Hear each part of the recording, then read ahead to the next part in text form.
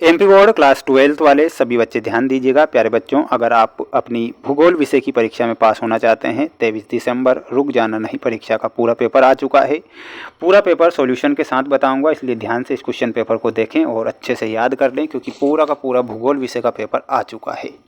101% आपकी परीक्षा में यहाँ से प्रश्न आएंगे, तो इसलिए आपको पूरा पेपर देख लेना है। अगर आप पेपर याद नहीं कर सकते तो सबसे बेस्ट बात बता देता हूँ, चिट बना के ले जाना, किसी भी प्रकार से टीप के पास हो जाना, लेकिन इस बार पास जरूर होना है, आखिरी ऑप्शन है ना।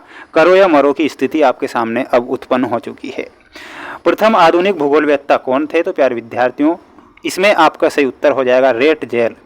रेट जेल प्रथम आधुनिक भूगोलवेत्ता थे, तो इसमें आपको रेट जेल करेक्ट करना है, जो कि हमारा सही उत्तर हो जाएगा।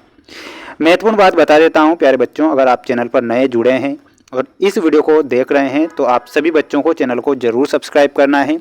आपका जब रिजल्ट आएगा, रिजल्ट भी मेरे इसी चैनल के द्वारा आपको बता दिया जाएगा लाइव, ठीक है। तो बिल्कुल टेंशन नहीं लेना है, रिजल्ट वाकई आपका अच्छा ही आएगा। पृथ्वी की सबसे अधिक गहराई वाली परत को क्या कहते हैं?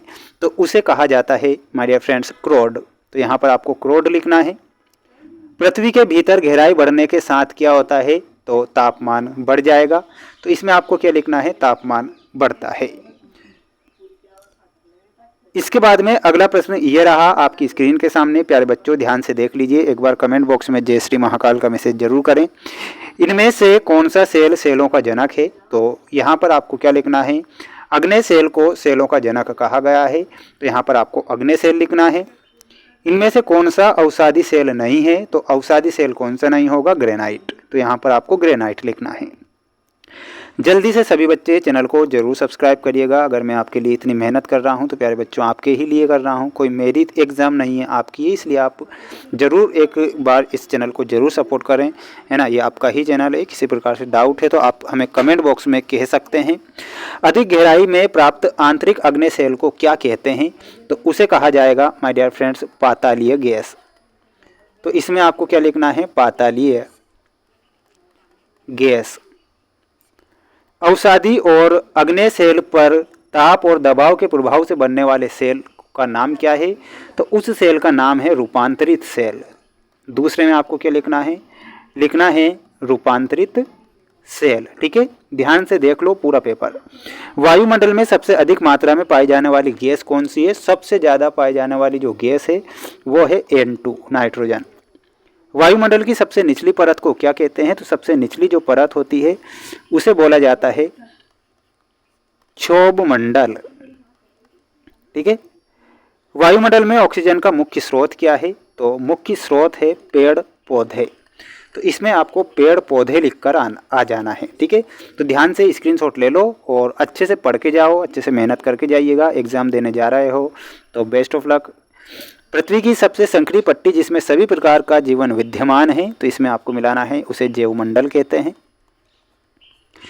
भारत का दक्षिणतम छोर कौन सा है? तो वो कन्याकुमारी है। दक्षिण भारत का सर्वोच्च शिखर अनामुडी है, जो कि केरल में है। भारत का अकेला जागृत ज्वालामुखी कौन सा है? वो बेरन द्वीप है।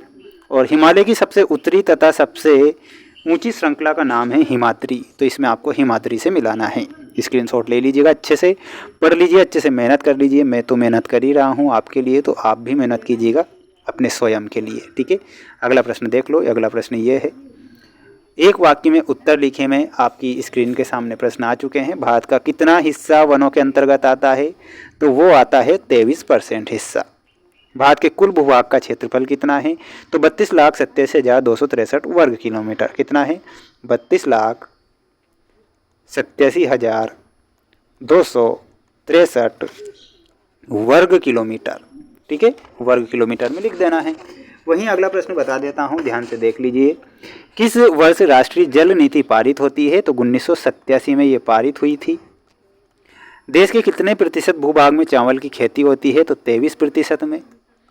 कपास की खेती के लिए सर्वश्रेष्ठ उपजाऊ मिट्टी कौन सी है? तो उस मिट्टी का नाम है काली चिकनी मिट्टी। क्या लिखना है?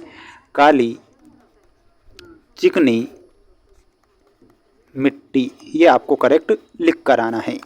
अच्छे से स्क्रीनशॉट ले लीजिएगा, अच्छे से पढ़ लीजिएगा, अच्छे से मेहनत कर लीजिएगा प्यारे बच्चों। मैं आपको जो पेपर बता रहा हूँ, पेपर आपकी परीक्षा में जरूर आएंगे। भारत में पेट्रोलियम के प्रमुख क्षेत्र असम और गुजरात है, ये बिल्कुल आपको सत्य बताना है। भारत में 80% कोयले के भंडार दामोदर नदी घाटी में उपलब्ध हैं। भारत में सबसे अधिक जनसंख्या वृद्धि दर वाला राज्य नागालैंड है। भारत में पर्यटन अर्थव्यवस्था का प्रमुख घटक है, ये गलत होगा। सार्वजनिक क्षेत्र के उद्योग सरकार के अधीन नहीं होते हैं, तो ये आपका सत्य हो जाएगा। प्यारे बच्चों, मेरे द्वारा ये पेपर आपको जो बताए जा रहे हैं, मैंने आपसे पहले ही कहा था कि 4 से 5 सेट पेपर बताऊंगा जो कि मोस्ट इम्पोर्टेंट होंगे। ये सेट पेपर दूसरा वाला सेट पेपर है और मैंने आपको ये बता दिया है। अब आपको मेहनत अच्छे से कर लेना है। किसी भी प्रकार से चीटें बना के ले जाओ, कुछ भी करो, करो या मरो, लेकिन पास जरूर हो जाओ। ठीक है, करो या मरो की स्थिति होती है ना, तो इसी प्रकार की स्थिति हमारे पास में आ चुकी है, इसलिए ज़रूर पास हो जाइए आप। सभी को मेरी तरफ से बेस्ट ऑफ लक। जय हिंद, वंदे मातरम।